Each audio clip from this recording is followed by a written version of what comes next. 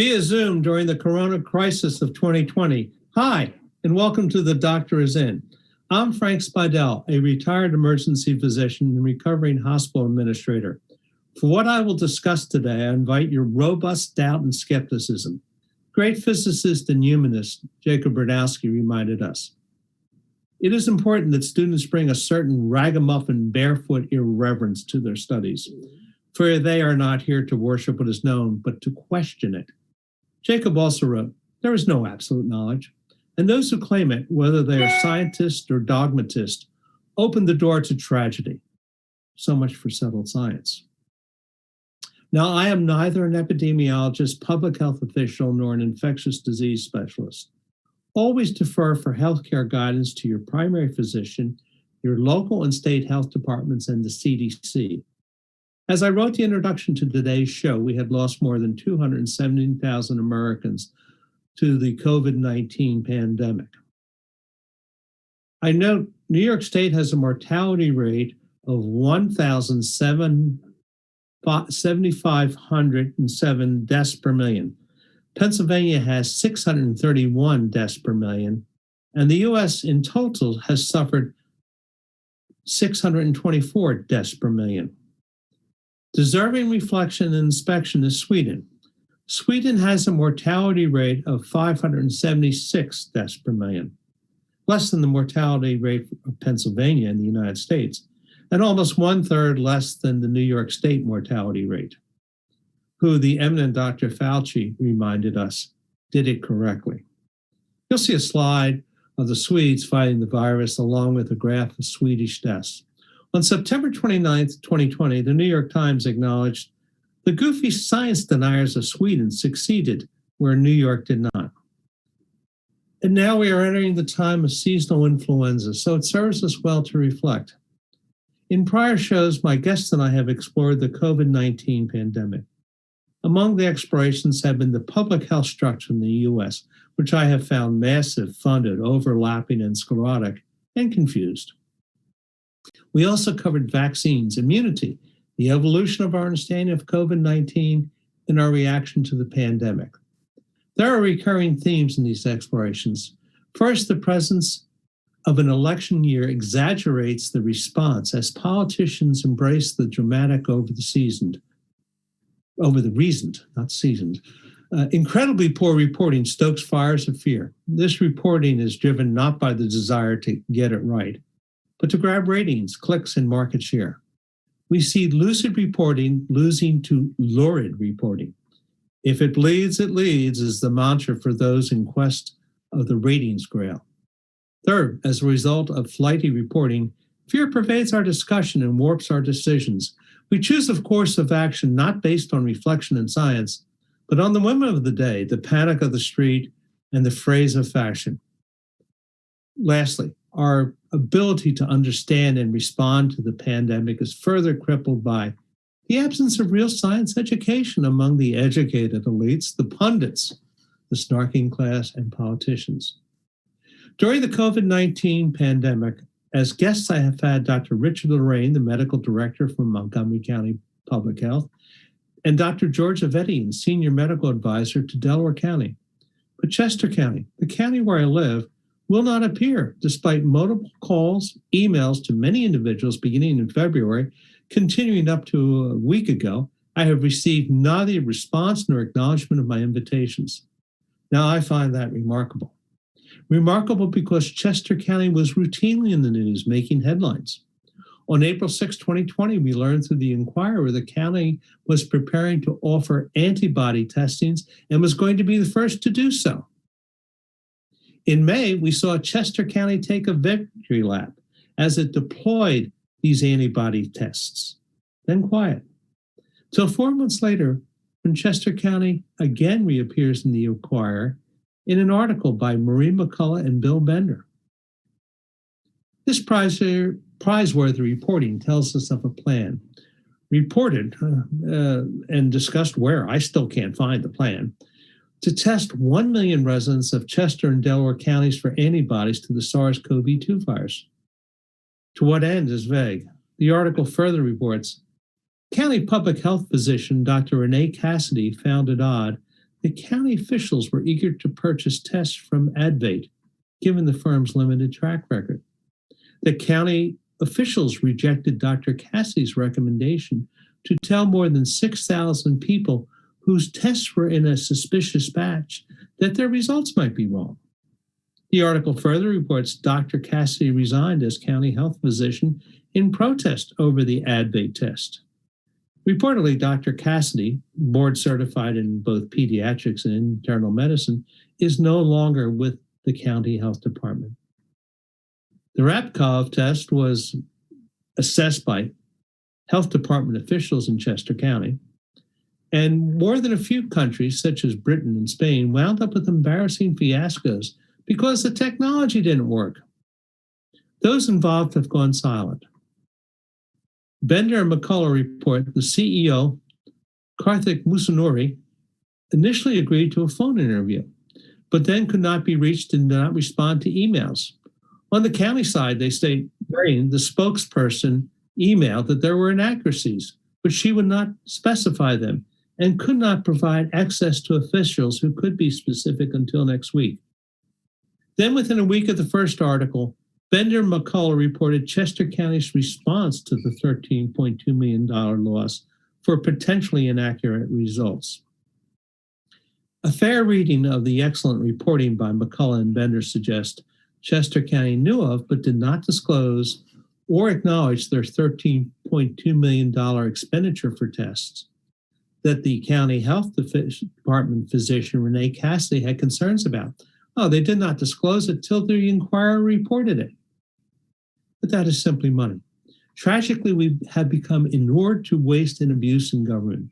More significantly, there are people attached to these flawed tests, and bad test results hurt us all.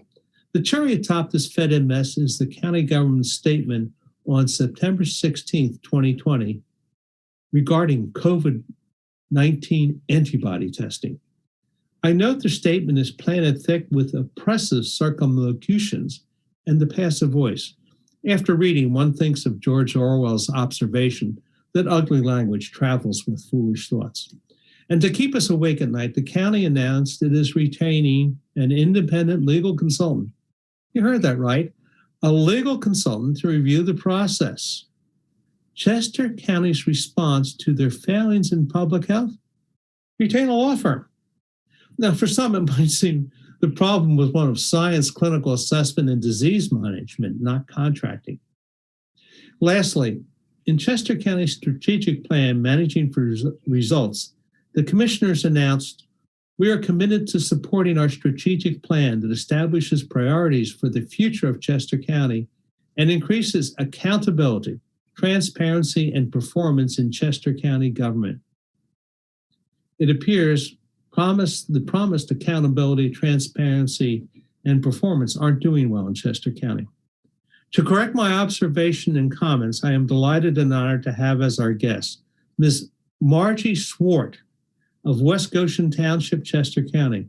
The Inquirer has labeled her an activist. I would prefer to call her a smart, informed, involved citizen, tireless in research, wise in discerning nonsense, and solid in her values. Margie, welcome to The Doctor Is In. What did I get wrong? Well, first of all, may I say hello, Frank, and thank you for inviting me. It's a pleasure to be here, if you will. I wish it were in person and in studio, but I guess this is the next best thing. You got it all right. I've done a lot of research, and full disclosure, I do want to start off and just let your audience know I do not have a medical background. I am not an elected official. But what I do have is over about 20 years of local government watchdog experience. And for the last 5 years, regularly, right here in Chester County, specific West Goshen Township, which is in the greater Westchester area. So that's a little bit about my background. I love to do research. I stumbled on this $20 million contract that Chester County entered into with Advait I didn't learn about the expense and the contract until late May. As you had mentioned, back in April and May is when there were news reports regarding Chester County being the first county in the state to administer these tests. So anyway, you've got a lot of it right. And obviously, as you mentioned, the Philadelphia Inquirer did a phenomenal job laying it all out for all of us. Who's Karthik Musunuri? Did I say his name right, Joe? I apologize. I believe so. Obviously, I don't know young Karthik Musunuri. What I do know about him, he seems to be a very bright, ambitious young man. He graduated with a degree in pharmaceutical marketing in 2018. Looks like he's following his father's footsteps into the pharmaceutical industry. His father, I must say, is a political campaign donator, specifically to Senator Andrew Dinniman over the years. Karthik has a younger brother who was Senator Dinniman's summer intern back in 2017. Karthik co-founded this company, Advite, while he was still in college in 2017. As of 2019, the company, very small, still startup, had 4 employees, had yet to generate any revenue, and didn't have any customers or any products. So by all accounts, this $20 million contract for these antibody tests was the first product that Advite went to market with, and they went to market right here with our local government. So to understand, again, I found this surprising. 2019, this company has Advite has 4 employees, no revenue. Then in 2020, they go to 20 million in revenue. Well, the contract was for 20 million. They ended up receiving $13.295 million dollars from the county. After the first about roughly 100,000 tests were delivered to the county did, put the skids on delivery of any more tests because they needed to get the regulatory issues corrected. So the county sent an email to Advite and said, please halt the delivery of the antibody tests. At this point in time, we had hoped the regulatory piece would catch up, and it hasn't. But the county kept paying. They were on a payment schedule at this point, and it was maybe every 2 or every 3 weeks. The county was to submit, an ACH transfer to Advite for, $2 million upfront, and then a couple weeks later, $3 million, a couple weeks later, $4 million. So anyway, we were supposed to get the initial 1 million, the contract initially was for 1 million tests for $20 million. We ended up getting about roughly 100,000 tests for 13.29. So if you do the math, we overpaid by $11 million. And as a fiscal watchdog,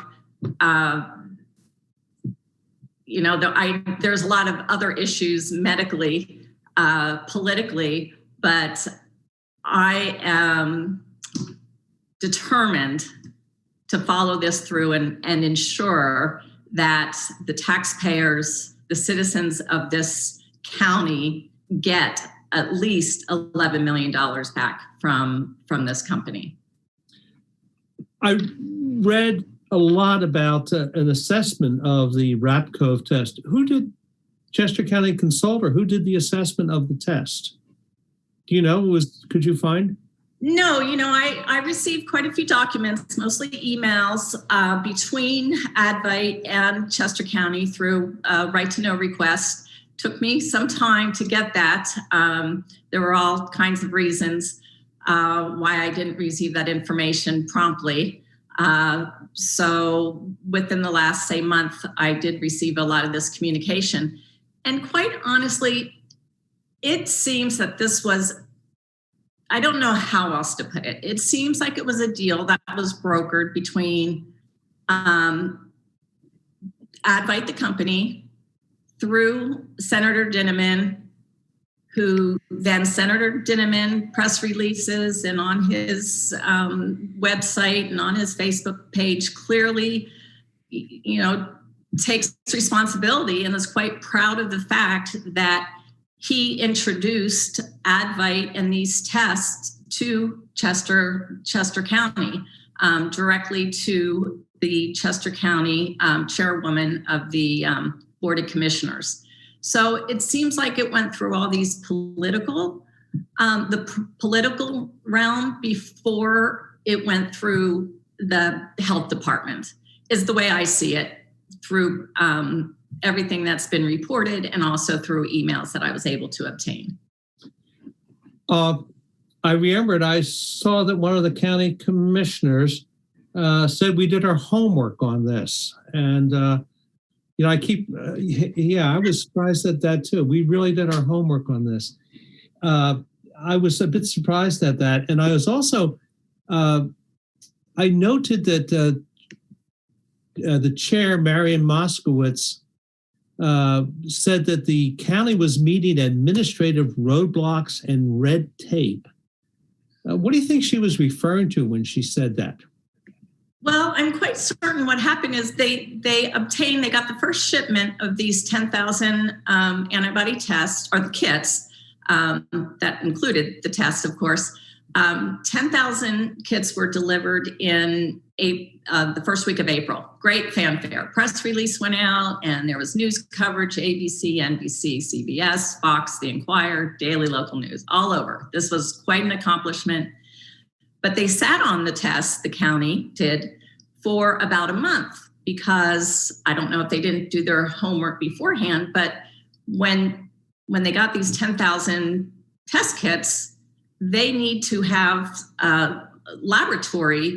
clinical laboratory clearance, a certificate that says that they've met all the FDA and CDC or the approvals to administer them and then also read the results. So it's my understanding that the roadblocks were the fact that the county did not possess this CLIA certification. So now they had to find a laboratory that did have this CLIA certification to be able to partner with. Isn't there a state laboratory in Chester County that has a CLIA certification? The state laboratory for Pennsylvania Department of Health is in Exton, just right up the street. I did a little search just a little bit before we talked today, and there's literally hundreds of CLIA certified labs, hospitals, public, private, throughout the Commonwealth.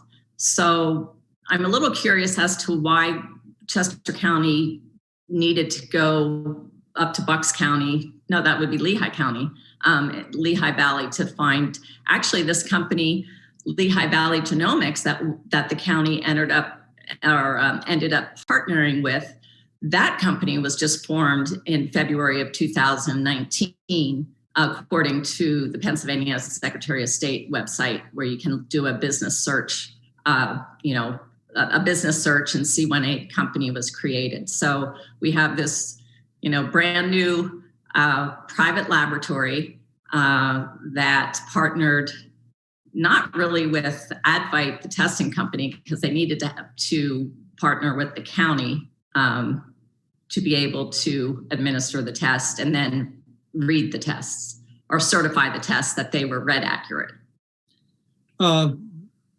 These roadblocks and red tape, so some people would this person included, myself. It may not be necessarily obstacles, roadblocks, or things that are placed there for the same reason we have a CLIA Act. It's a clinical laboratory improvement amendment.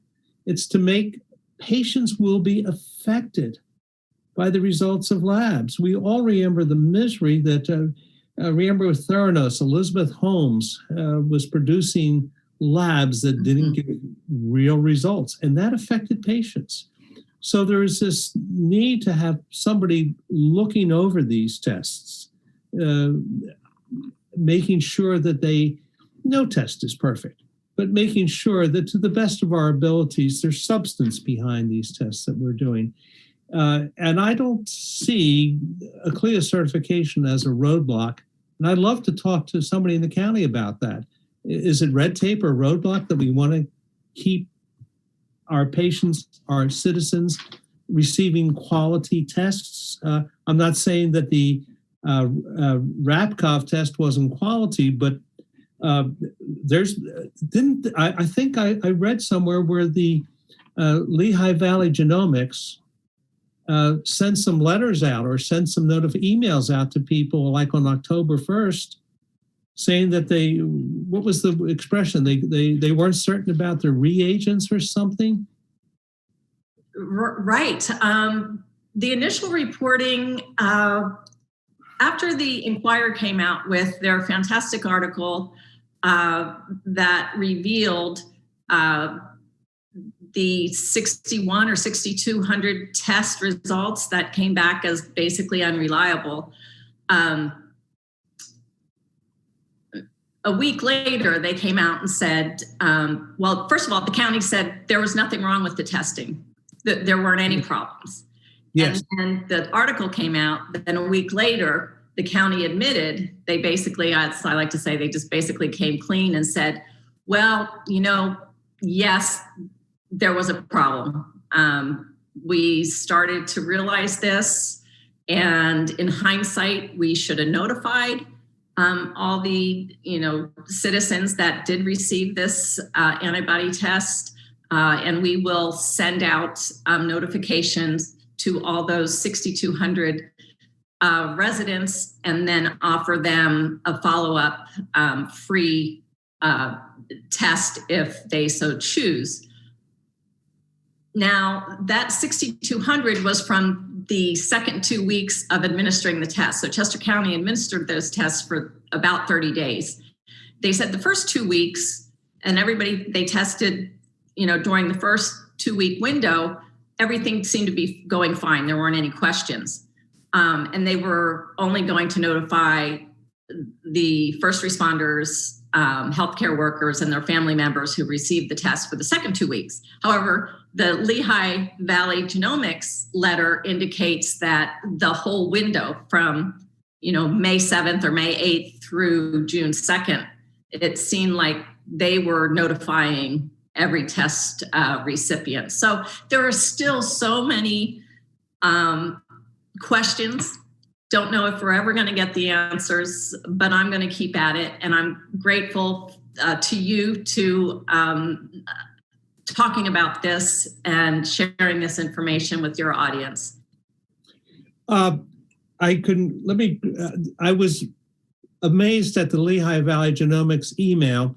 It is on a letterhead that has no address and no phone number and no identification for a CLIA number, but it does say, Lehigh Valley Genomics has reason to believe that the quality of the reagents was not reliable and is unable to confirm the test results you received was accurate.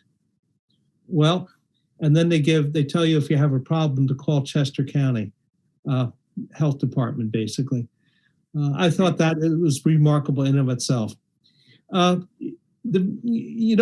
validation of a model or a theory is the ability to predict what is not known, what has not occurred yet.